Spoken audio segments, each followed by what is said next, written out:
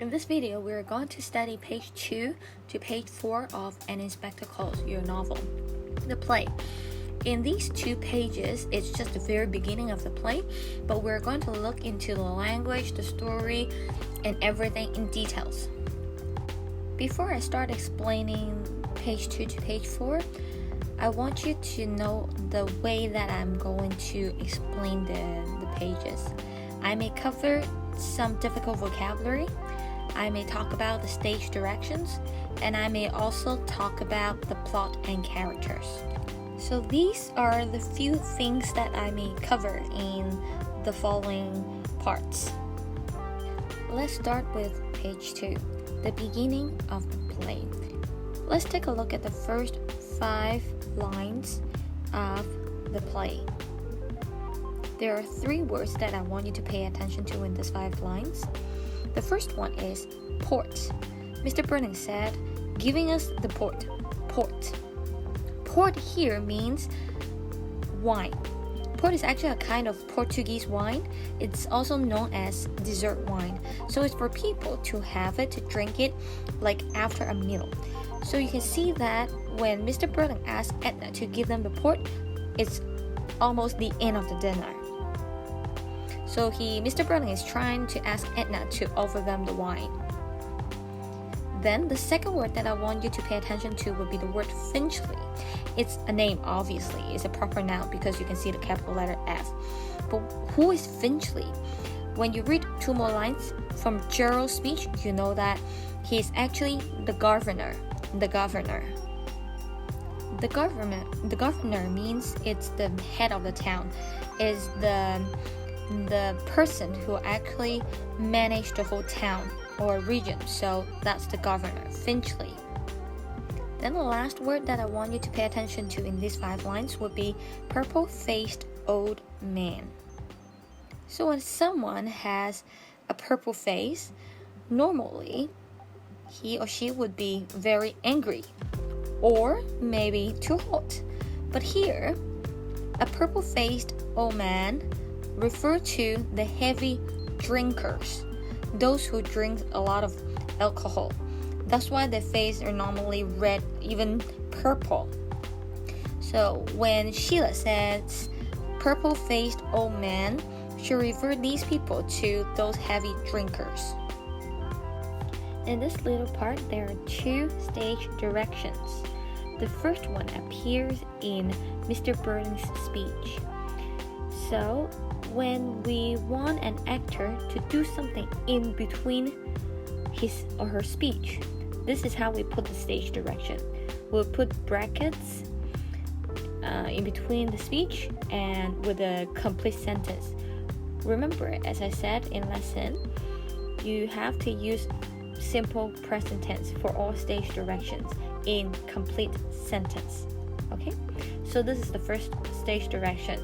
So Mr. Birling is asking Edna to give them the port, the wine. And then when Edna gives her, then he pushes it towards Eric. So the stage direction tells Mr. Birling to give the wine glass to Eric. The second stage direction is the one behind the name Sheila. This stage direction tells Sheila how to speak. In the brackets, it says gaily and possessively, meaning that Sheila should speak the lines happily. And of course, she needs to show her ownership of Gerald in her line. So this is the stage direction for Sheila, how she should speak. And you can see we use ly, adverb, to describe how the actor and actress should speak. So now we're going to learn the meaning of the lines. When Mr. Birling says, Finchley told me it's exactly the same port your father gets from him. So what does Mr. Birling mean? Why does Mr. Birling say this? If you remember, I explained already, Finchley is the governor. So the first thing Mr. Birling wants to show is that he has relationship with the governor. So in terms of social status, he wants to show off his social status, that he knows someone powerful, he knows the authority, he knows the government official. Then he also says the same port your father gets from him. Mr. Birling actually wants to show that he's at the similar social class as Gerald's parents, Sir George Croft and Lady Croft. But indeed, they're actually in different social class. Gerald's family is in the upper class, while Mr. Birling, the Birling family, is actually in the middle class or middle upper class. Definitely not as rich and well known in the society in the town. And then Gerald replies saying that I don't pretend to know much about it. In fact, he's trying to be humble. From the background of Gerald's family, Gerald definitely would have some knowledge about ports, about wine. So when he says I don't pretend to know much about it, he's just trying to be humble, polite, and well-mannered. And then the conversation continues until Sheila says, you don't know all about port, do you? This sentence implies that Mr. Birling actually doesn't know much about port, which also implies that the Birling family is actually not a rich and in the upper class, because they don't normally do gatherings that they need to serve port and good wine. The play continues. In this part, there aren't a lot of difficult words. I just want to draw your attention to this word, drawing room. So, a drawing room is actually a room in a large private house in which guests can be received and entertained. So after the dinner, the Birling family and Gerald will move to the drawing room to continue to chat a little bit before Gerald leaves, maybe. So this is a drawing room. Remember, it's not a room for drawing, okay? Drawing room is a place where guests and the host can stay there to chit-chat or to get entertainment. So for stage direction in this part, you can notice that there are different types of stage directions here. The first one would be actions. They are highlighted in the pink boxes. And there are two ways to write actions as stage directions. The first way is to use present participle, a verb adding ing. For example, noticing that his wife has not taken any, smiling, going. These are actions that the actor or actresses need to do. Another way to write actions in stage direction is that you use complete sentence, but you start a new line to write about the action. The reason you do this is because the actor or actress may not have anything to say but just to do an action on the stage. Then we don't need to give them any dialogue. We just need to start a new line and write the action in complete sentence and also simple present tense. And then the second type of stage direction, the one in the blue box, is to tell the actor or actress where to look at or who he or she should talk to. So you can see to with a name in that stage direction. For example, the line says to Edna, who is about to go with Trey. So Mrs. Birling will have to look at Edna and then talk. The last one in this part would be the adverbs, the ly words, telling the actor and actress how to speak that line. For example, in Gerald's line, it says politely. So Gerald has to speak that line politely. So these are the stage directions in this part. So now we're going to look into the meaning of these lines. Mr. Birling says, Sybil, you must take a little tonight, asking her to drink a little wine. Why does Mr. Birling say this? What does it mean? So from this line, we may understand that Mrs. Birling may not often drink wine a lot, or maybe during this occasion, she hasn't drunk any wine yet. Maybe she doesn't want to get drunk and keep her manner. And this may also reflect her cold manner. She's not as casual as Mr. Birling, and she holds back a little bit more. So after being invited by Mr. Birling and Sheila, Mrs. Birling agreed to drink a little bit. So she still tried to be polite and keep her manner. Afterwards, Mr. Birling tries to praise their cook to show off that they actually have a very good chef in the house. And Gerald replies politely, saying that it's absolutely first class. So what does it reflect? First, of course, to show that Gerald was well educated. He has really good manner. He's definitely from a high class family. But you can also see that he tries to please Mr. Birling. Why would he try to please Mr. Birling? Is it only because he's going to get married with Mr. Birling's daughter? Or Gerald needs to please Mr. Birling so that they can do business together and earn more money together? So after Gerald says absolutely first class, Mrs. Birling immediately responds, asking her husband not to show off too much. So you can definitely see Mrs. Birling and Mr. Birling, they hold two different manners. And Mrs. Birling believes that they shouldn't show off too much in front of Gerald because Gerald is actually from an upper class family. And definitely in Gerald's home, they must have some good cook, chef as well. So these are what these lines mean. The play continues. Mr. Birling explains that he treats Gerald as part of the family. That's why he tries to be a little bit more casual, and so that it's okay to show off in front of him. So in this part, there aren't a lot of difficult words. So you can see two words, mock and tease. They actually share similar meaning. It means making fun of. And then you see the word insistence. It's actually the noun of the verb insist. And I also want to draw attention to the word aggressiveness in the stage direction of the second line of Sheila's speech.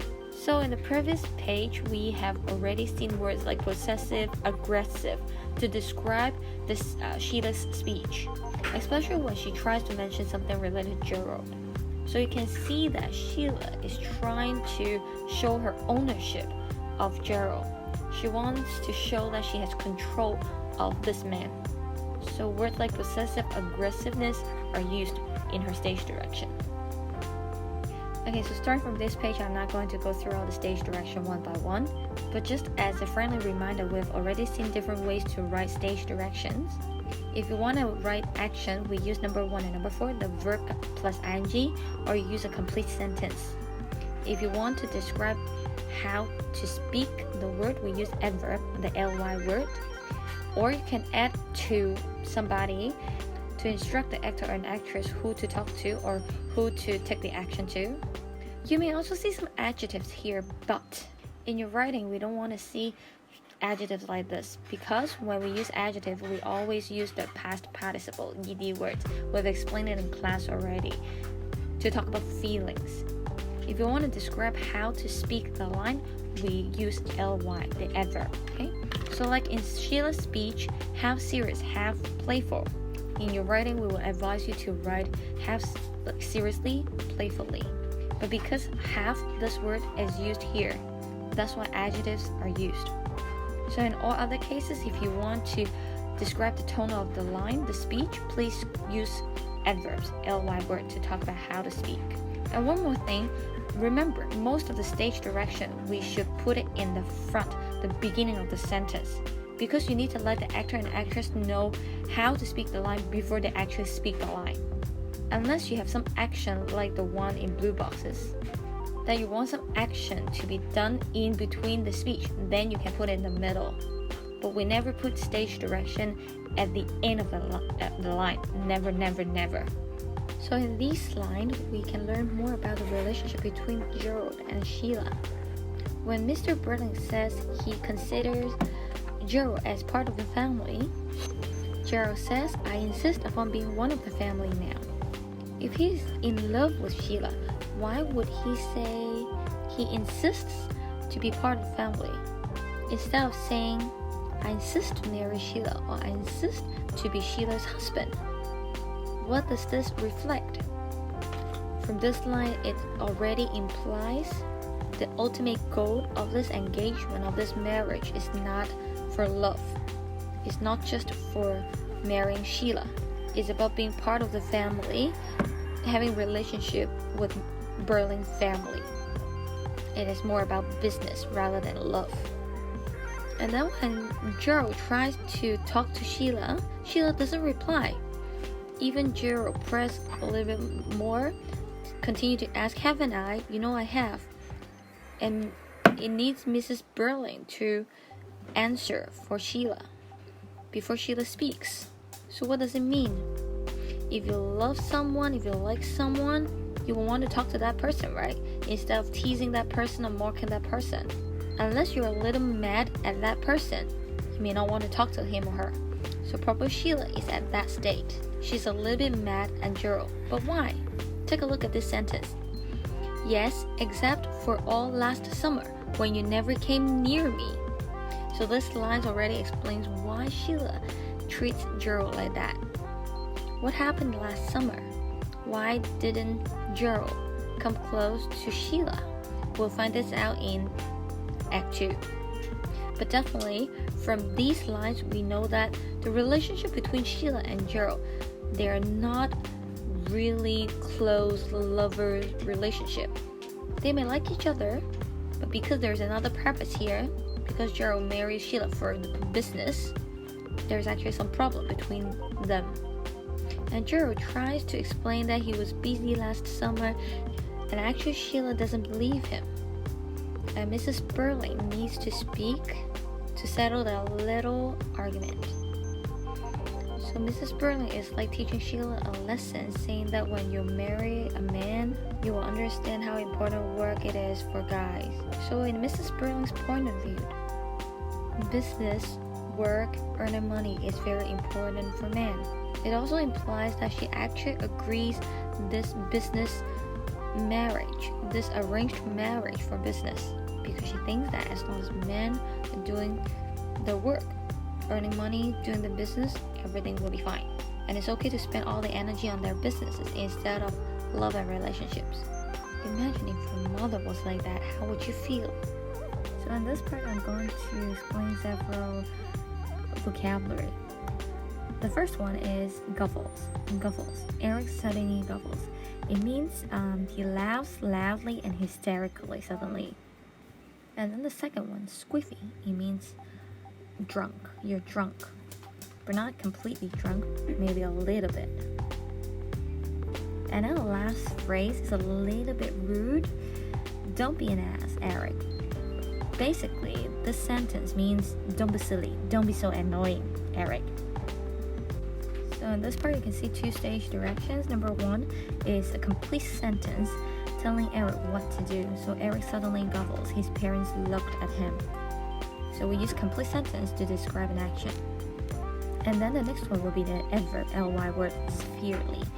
This is to describe how Sheila should speak her line. So in this part, we can see more of the interaction between Sheila and Eric and how Mrs. Birling treats her kids. Let's take a look at the first sentence first. Eric suddenly gobbles. Remember in the part that we discussed Eric's personality, it says Eric is half shy, half assertive. So he should be normally a quiet person and does not react like Sheila, so excited all the time. But here it says he suddenly laughs hysterically, loudly. The only reason must be that he's a little bit drunk already. So he's more casual and less controlling himself. So in this part, you can also see the playful conversation dialogue between Sheila and Eric. And they use a lot of terms that are very, very casual, even rude. They definitely forget about the proper manner. And they behave like their usual self, being sister and brother, talking to each other very casually and playfully.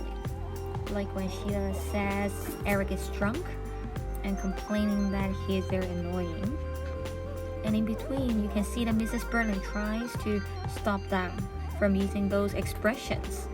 So in Mrs. Birling's speech, you can see two things. Number one, she's still trying to keep the etiquette, the manner at the table, at the dining table. But second thing is, think about it. Do you think she knows her kids well? Seems like it's the first few times that she hears her kids saying words or expressions like this. So do you think that she has paid enough attention to her kids? What kind of mother is she? This sentence can reflect that. And at the end, Mrs. Birling stops Eric and Sheila from talking. So you can see that her parenting style is pretty cold and strict. So this is the kind of mother Mrs. Birling is. So on page 4 of the book, there are several vocabulary that I would like to explain them to you. The first one is nice cable. So cable, it doesn't refer to the wire that connects devices now. A cable at that time means a cablegram. It means a message. Because this is the technology that they have that time, telegraphy, to send messages to people. It's just like calling people and giving them a test.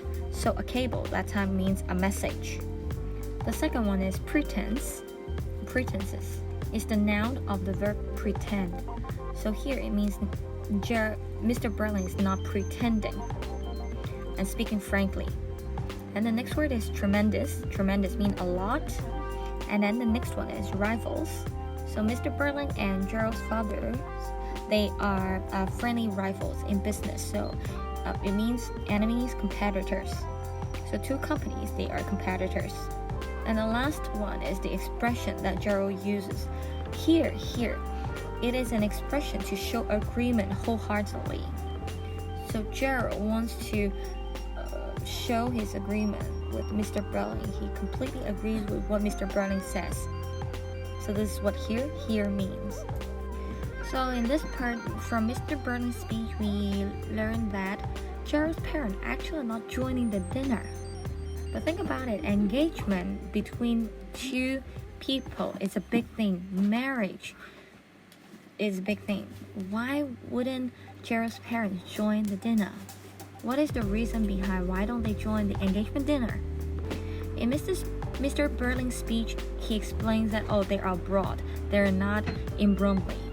But think about it, if your only son is getting married and this is his engagement dinner, will you reschedule your travel and participate in the engagement dinner? If you care about your son or care about this engagement, of course you will, right? So if they don't, what does it mean? And there's only one reason why they're not joining the dinner, is that they actually disagree with such engagement. They don't want Gerald to marry Sheila. Why? Think about it. Croft Limited, they earn more money. Sir George Croft and Lady Croft, they have a higher social status than the Birling family. If Gerald marries Sheila, basically to Croft Limited and to the Croft family, they don't have a lot of benefit. But in the other way around, to the Birling family, they have lots of benefits to marry Sheila upward. Because their social status will be improved, and the Birling and company will have one less competitors, so that they can definitely earn more profit, earn more money. So you can also see that Sir George Croft and Lady Croft, they actually kind of look down on the Birling family, and that's why they don't quite agree with Gerald marrying Sheila, and that is the reason why they don't join the dinner. And because Gerald's parents are not here, and Mr. Birling thinks that it's a little bit hard to make his speech, because that would make his speech less significant, less important. And from the response of Eric, you can see something. How do you think Eric normally responds to Mr. Birling's speech? Eric says, well, if you think your speech making is difficult, then don't do it. So from this line, do you think Eric listened to Mr. Birling all the time? Do you think Eric is very supportive to his father? I don't think so. So technically, Mr. Birling ignores Eric and continues his speech. He says this is the happiest night of his life, and the engagement between Sheila and Joe means a lot to him. Why?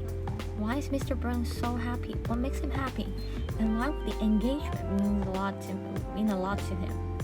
He's not the one getting married. And in the second part of his speech, he explains it. Because if Sheila and Joe get married, then the Birling Company would have one less competitors in the market for his business. They can work together, two companies can work together for lower costs and higher prices, so they can earn more and more money. So Mr. Birling is happy not because her daughter can marry someone nice, nor marry for love, but because this marriage can bring him more profit and money. And the worst thing is, take a look at Gerald's line. He says, here. So he agrees wholeheartedly.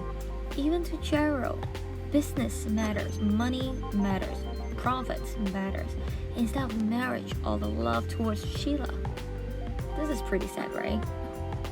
Okay, so in the last little part, after Mr. Birling makes his speech and other people respond to him, let's take a look at the vocabulary first. There's only one phrase here that I want to mention about it. It's called in passing. In passing here means briefly, casually. So Mr. Birling tends to mention that briefly, casually. So this is the meaning for in passing. And there's only one stage direction in this part, is that Mr. Birling is raising his glass. So you can see that this stage direction is in present participle verb plus ing, so it's actually an action. Remember, if you see a verb plus ing, it's an action that the actor should do before he speaks. So basically, Mr. Birling keeps on giving his speech, saying that how fortunate it is for Joe and Sheila to be engaged, and then after his speech, so Mrs. Birling tries to stop him, saying that, oh, it's too much about business already, let's get back to the dinner. And both Sheila and Mrs. Birling think that, oh, it's not the best occasion to talk about business because it's in the engagement dinner. And so Mr. Birling sort of wrap up his speech by saying, oh yeah, I just talked about it briefly and casually, and then just say, oh, Sheila and Joe, they're a fortunate girl and man, and then they start the toast. So that's the end of page 2 to page 4, explaining the difficult vocabulary, the stage direction, and also the story. Hope that after watching this video, you'll understand a little bit more about the plot and also the characters.